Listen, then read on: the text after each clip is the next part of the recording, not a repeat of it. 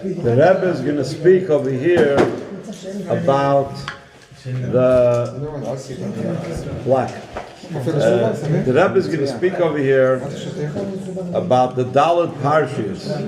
As we know, a few weeks ago we began a series of extra parts of Kriyas HaTorah, and the Dalet Parshas are, we have Parshas Shkolim, before Rosh Chodesh Adar. All of them will explain why we do it.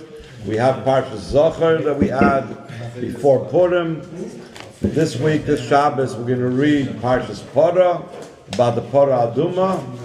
And then afterwards, it's going to be followed the Shabbos before Rosh Chodesh Nisan with Parshas Hachodesh. So the Rebbe is going to explain, primarily, he's going to be focused about why Parshas Parah comes before Parshas Hachodesh, though he's also going to discuss all of them, why it's in a particular Seder.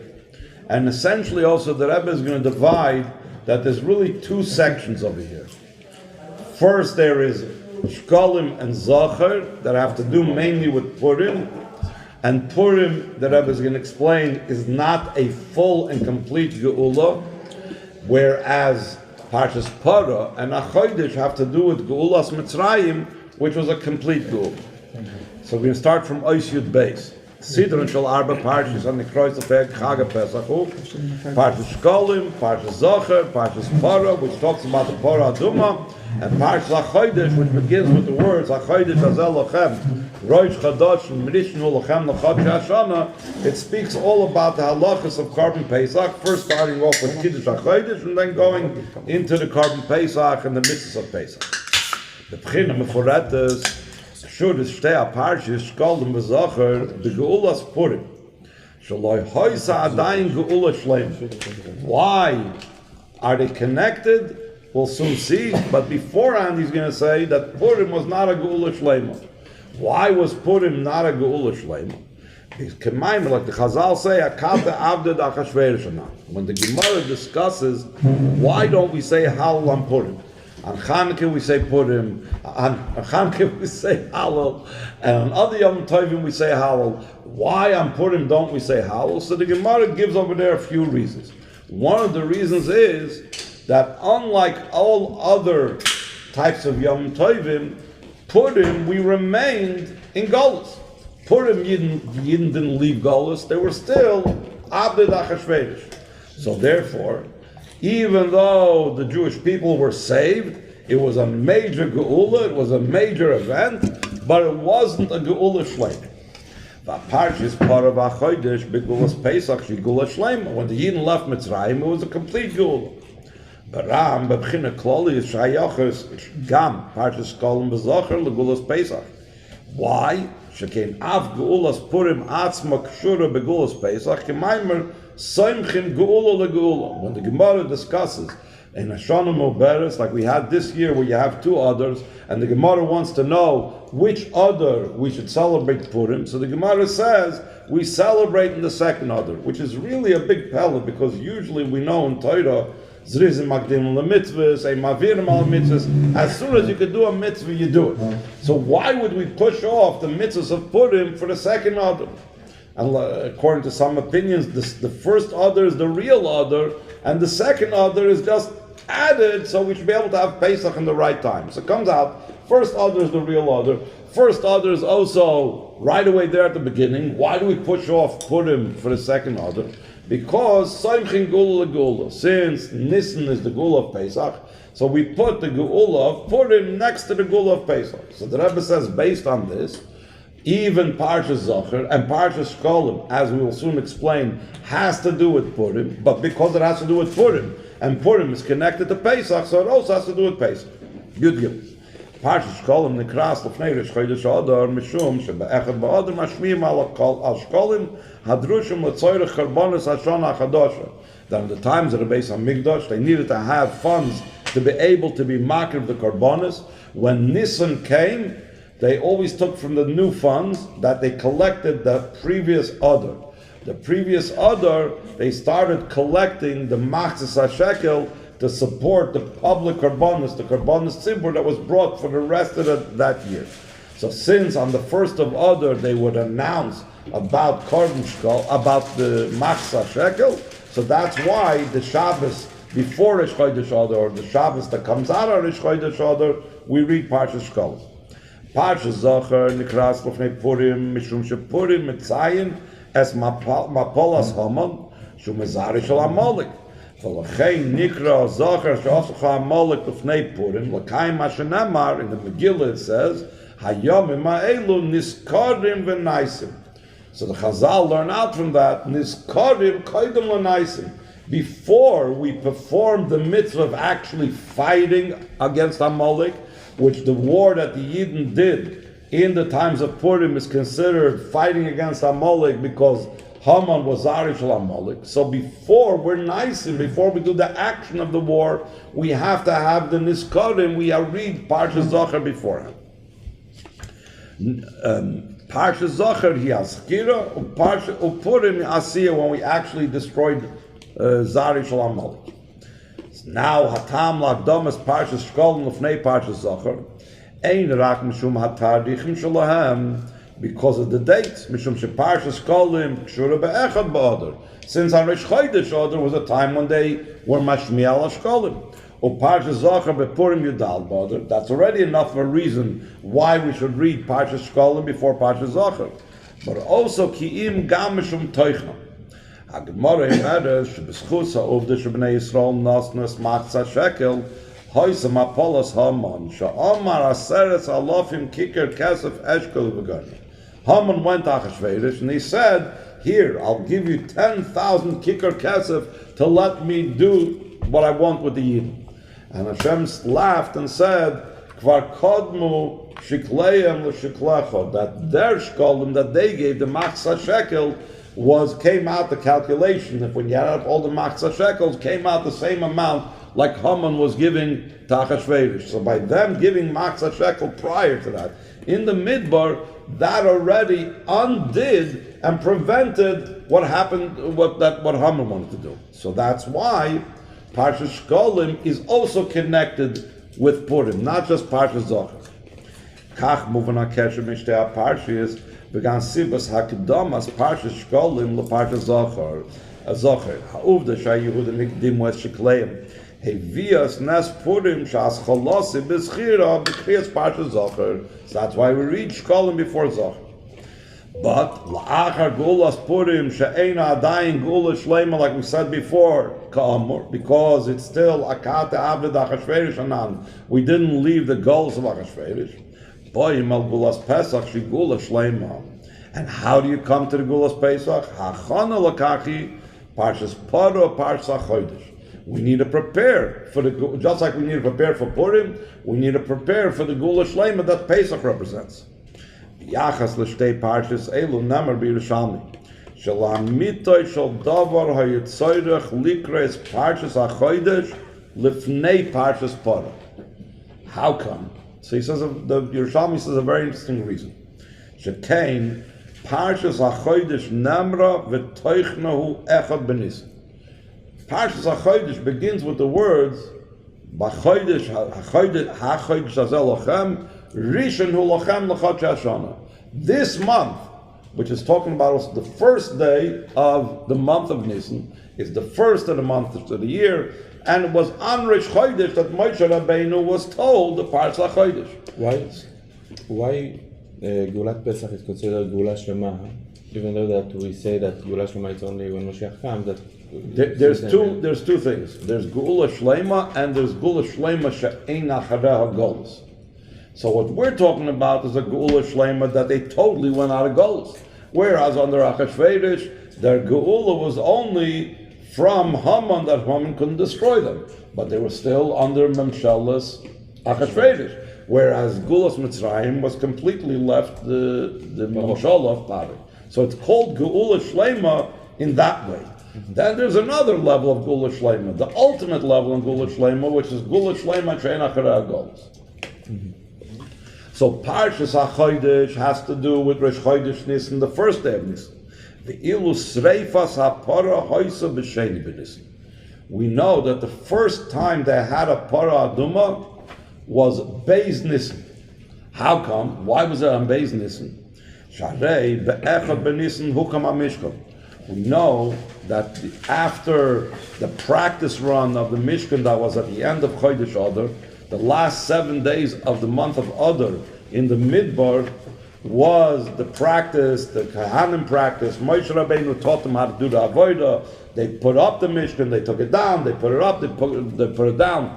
When was the first day that the Mishkan actually went into service? That was Rosh Chodesh Nisan. And the Parah Adumah was first prepared and made on the second day of Nisan. How come? Why was it B'Sheni B'Nisan?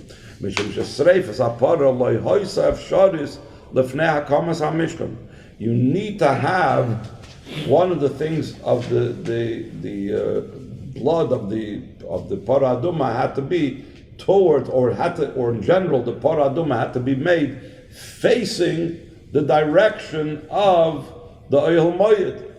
If there was no Mishkan yet, so you can't prepare the Parah Adumah because there's no Oyel Moed to face the preparation of the Parah Adumah. So therefore, that's why the Yerushalmi says it should have been that according to the dates on the calendar, we should have first read Parshas Hachodesh, which took place on Aleph Nisan, and then read Parshas Parah, which is about the Parah Adumah, which the first time it was ever made was on the 2nd of Nisan.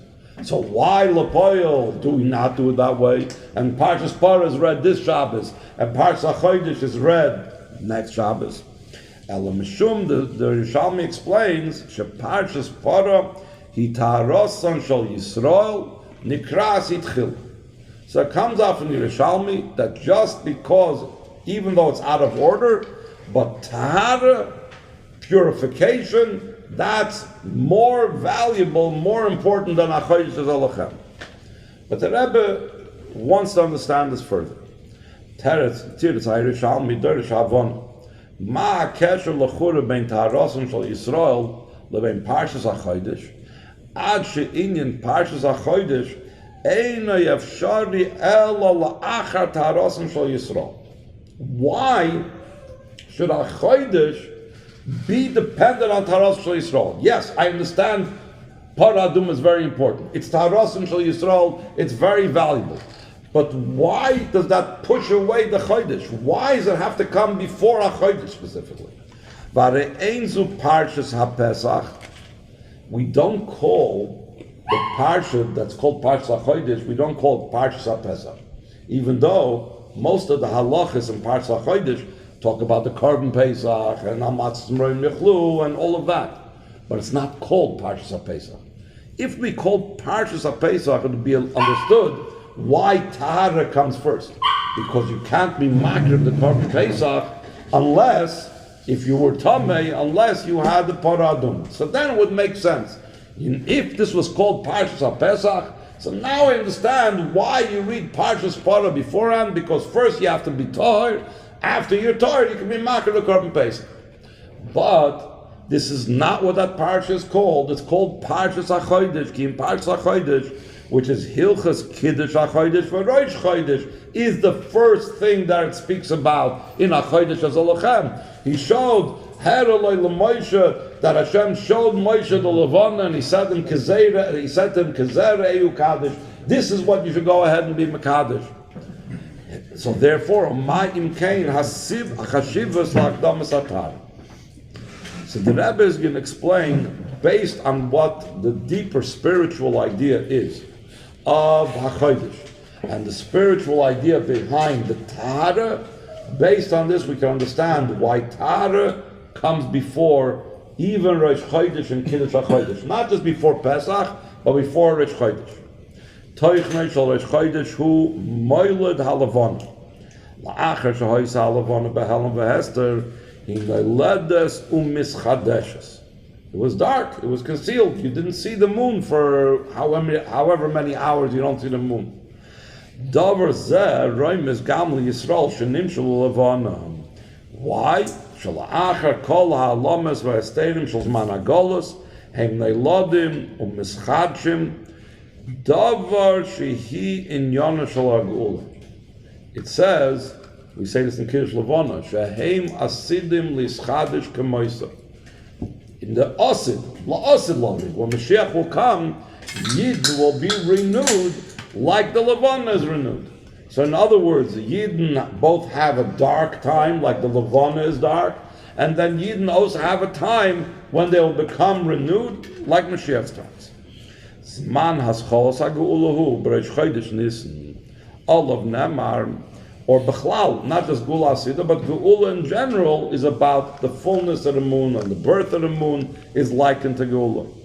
All of them are concerning Chodesh Nisan. It says, HaChodesh Zelochem Rosh Chodeshim, Rabbi Seinu Zal Dershim Gzeira Shava, Bein Hazeh, Hanemar Parshas Hachodesh, Lebein Hazeh Hanemar b'Matan Torah b'Yom Hazeh Bo Midbar Sinai. The Chazal compare one to another, and they say from one we learn out that the other one was Rosh Chodesh. One it says openly it was the first day of the Chodesh. One it doesn't say. So the word Hazeh, we have a Gzeira Shava, and we say just like this Hazeh means Rosh Chodesh, the other Hazeh means Rosh Chodesh. But the point that the Rebbe wants to bring out is that there's a certain common denominator between Rosh Chodesh Nisan and Matan Torah. Matan Torah is the culmination of what started at Rosh Chodesh Nisan. So when we talk about Rosh Chodesh Nisan, we are talking about a process that completes by Matan Torah. We started off saying that Rosh Chodesh is about Geulah. Matan Torah is also about Geulah. K'mayim Razal, Al Tikra Chorus Ches K'mutza, with a kamitz under the Ches, that it says that the writing was Chorus ala Luchos, engraved. El Chedes, Ches Tzruya, with a tzedi under the Ches. Chedus mi Yetzer Hara, me Malach HaMavis, and Meshibet Malchus. When the Yidden were initially given the Torah before the Chet HaEgel, so then the Yidden became free. They had Geulah. There was no Malach HaMavis, like it's not going to be when Mashiach time, and there was no Yetzer Hara, like it's not going to be when Mashiach's times, and they were also freed from the nations be enslaving them, like we're going to be free when Mashiach comes. Mina uvda shagemara kerachas as Parshas Hachodesh Matan Torah moving efoim shegam b'Rosh Chodesh Nisan hachodesh hazeh yeshna kvar inyan hageula as chalta de geula. So the geula that begins, or the geula that's happened by Matan Torah, began already on Rosh Chodesh Nisan.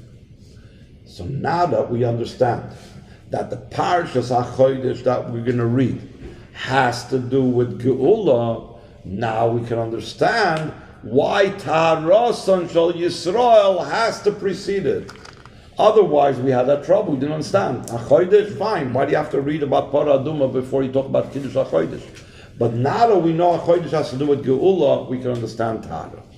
L'oir ha'amur yuven tam akdamas Taharah l'Parshas Hachodesh. Me'achar sheParshas Hachodesh imel d'Alavana as chalta de Geula. Drusha lefoneh hakdamas haTaharah. How come? Kishem she drusha leGeula. Kakosov v'zarakti aleichem mayim tahorim goyme v'amra zal Taharah mevil day. The Gemara enumerates the end of Saita and that all the different things, all the different processes. One thing brings to another thing, brings to another thing, and eventually it brings to Eliyahu Navi Zachul Atoy.